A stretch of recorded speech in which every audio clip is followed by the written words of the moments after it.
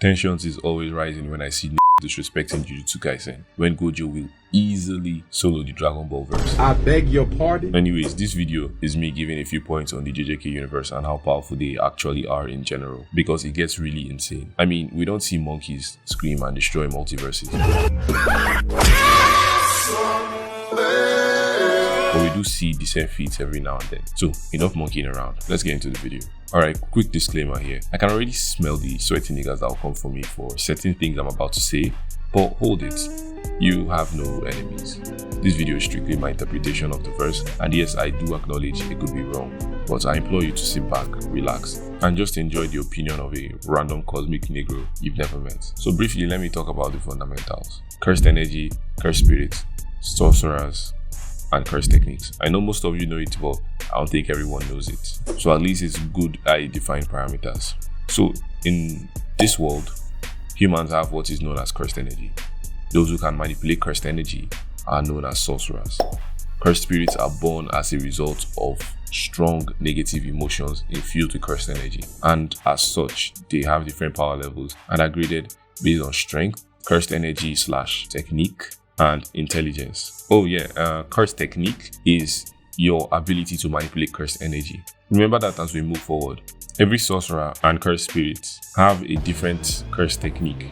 Well, with very few exceptions, like Maki Zenin and Toji Fushiguro. But that's not important right now. What you need to know is every sorcerer / cursed spirit have different curse techniques, and that's how we have different power levels within the Jujutsu Kaisen verse. It is worth mentioning that being able to engage in hand-to-hand combat is highly essential, as a lot of battles are also determined by that. Now let me go ahead to start putting into perspective how powerful characters in this world of sorcery actually are. I'ma just start with one of the big guns, Yuki. Bro, she created a black hole, and right here, Tengen said she could have dragged the whole world, but only his barrier, which is Tengen's barrier, and her own willpower prevented that, which, when all things are considered, should put her at Planetary if she decided to go all out and Tengen did not hold her back. Now, before I get attacked for context removal, it was a suicide attack aimed at killing Kenjaku, so it's not like she can do this whenever and just walk out of it clean. Nah, it was actually a last-ditch effort to kill Kenjaku. But there's more to this fight, which is Kenjaku surviving. The only reason he survived was because he was able to react to the black hole point blank. I'll get into that, but let me explain how her powers work. The way her powers work is she converts cursed energy into virtual mass, basically allowing her physical attacks to have more impact. But this virtual mass doesn't make her any slower when she adds it, or when she reduces it, it doesn't make her faster. Neither does it make her more durable, and it does not affect her surroundings.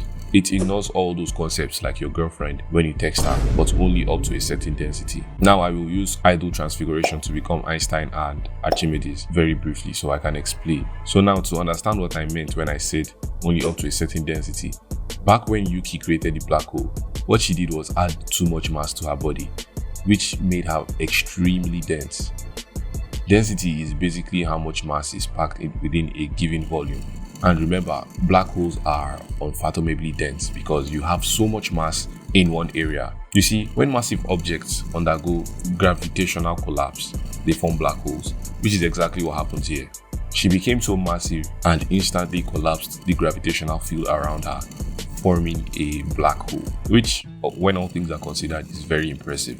What's more impressive is how fast Kenjaku reacted to this. He was able to survive when he quickly improvised by turning his body into an anti-gravity system by a domain technique, which by itself would need faster than light reaction. I've seen people trying to do some mental gymnastics to try and downplay this by saying, "Oh, she was gathering mass, so the black hole was still in formation." And that's wrong, because like I said before, her mass does not affect gravity or anything outside her body. But the only reason why it affected her surroundings in this case is because she became way too dense. And when she was that dense, she collapsed the gravitational field around her.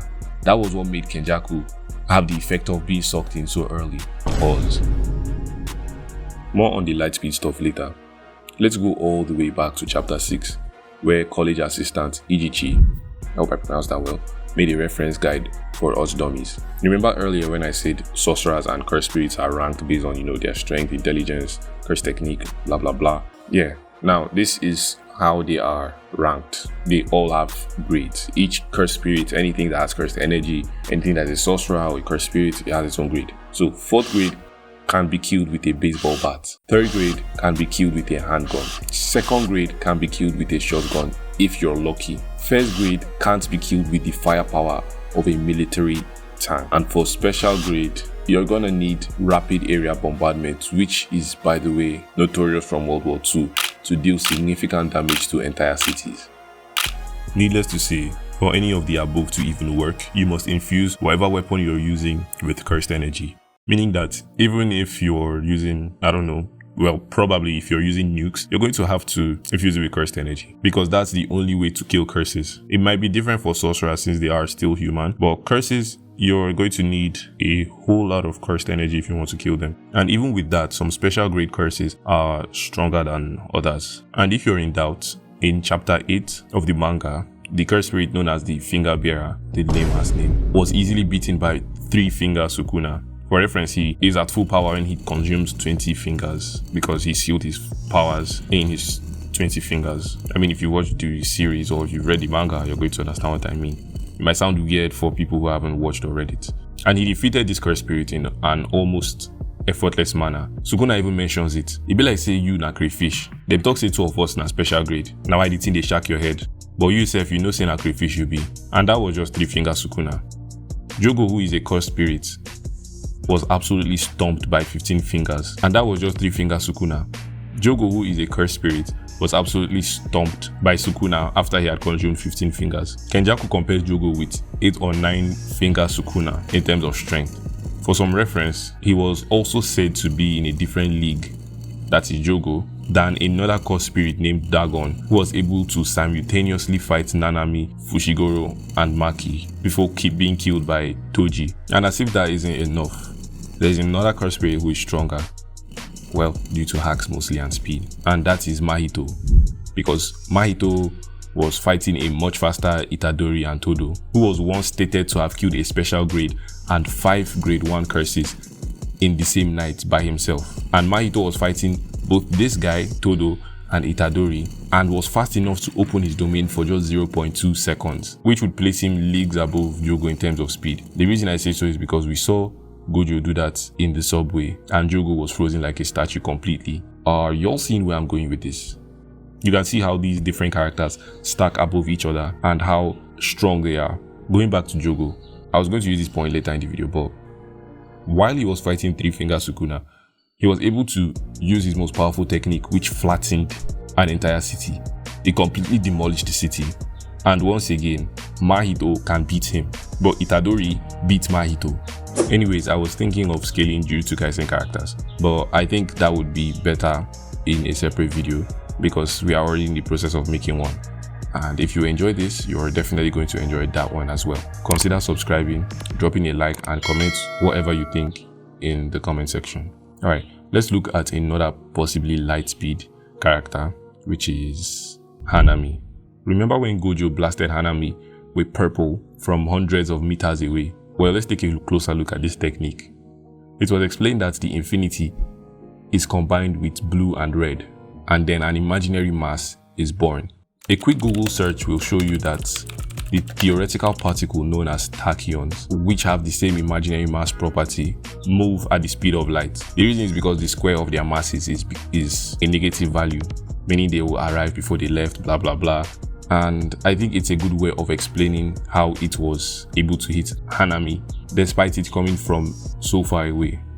And the reason why I said Hanami's light speed is because he was able to actually dodge his attack, because if the attack had hit him, even though he was in this protective state, it would have still erased him, because we know purple is a matter erasing blast. So it doesn't matter, whatever it touches, it's going to erase it.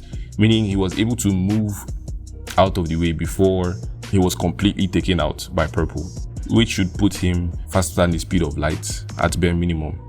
And note that Mahito, Jogo, and Dagon are his peers. They are considered, well, they do have their own separate scaling, like I did explain earlier, but like I said before, Mahito is the fastest among the disaster curses. Okay, quick side note here. Now, I'm not a fan of cross versus battles due to differences in power systems and how certain principles apply across these respective verses. But I do be seeing how these versus battles be getting so many views, and I strongly believe JJK holds its own in comparison to, some other verses. So maybe in the near future we could do those too. Let us know if you think we should. Now let's take some feats into account. We have Yuki, who created a black hole, as I stated earlier. Gojo, a special grade curse, who flattened a city with a meteorite. Sukuna, who also flattened a city with his domain expansion, and he wasn't even at full power. At the beginning of the series, Maki was able to catch bullets in the last second at point blank range. And in that same chapter, a newbie Yuji was stated to be more agile than her and got his ass kicked by Todo. Still speaking on Yuji, he was able to toss cars around like it's nothing. Or here, when he was blasted through entire buildings and still came back to fight almost immediately. And he is still compared with the likes of Maki, Megumi, and most of the other grade 1 sorcerers. I would even consider him to be special grade due to other feats he has that I didn't mention in this video that I am saving for our next video, which will scale everyone more or less. So yeah, Todo reacting to a domain expansion that was only 0.2 seconds. Mind you, Yuji was also there and he was also able to react. Hakari, who can become almost unkillable for 4 minutes straight and also reacts to lightning multiple times. Yuji, Todo, and Mahito are able to increase their stats by 120% by using a technique called Black Flash. Not to mention they had already surpassed their previous stats on a base level before this dramatic increase. Kenjaku, stating Jogo's cursed energy, is able to power a whole country. Then we have Yuta, who is stated to possess way more cursed energy than Gojo. Then we have Sukuna, who is stated to have more cursed energy than Yuta. The list just goes on, and like I said earlier, we are working on a broader video talking about more feats. So yeah, you've reached the end of the video. Like and subscribe if you enjoyed the video. And once again, I actually know a few debunks to the light speed statements, but I'm going to let y'all find them by yourselves. Once again, this video is in fact my personal opinion on the verse itself, so you don't really have to get mad and start getting all aggressive in the comment section. So yeah, like and sub if you enjoyed the video, and I'll see you next time.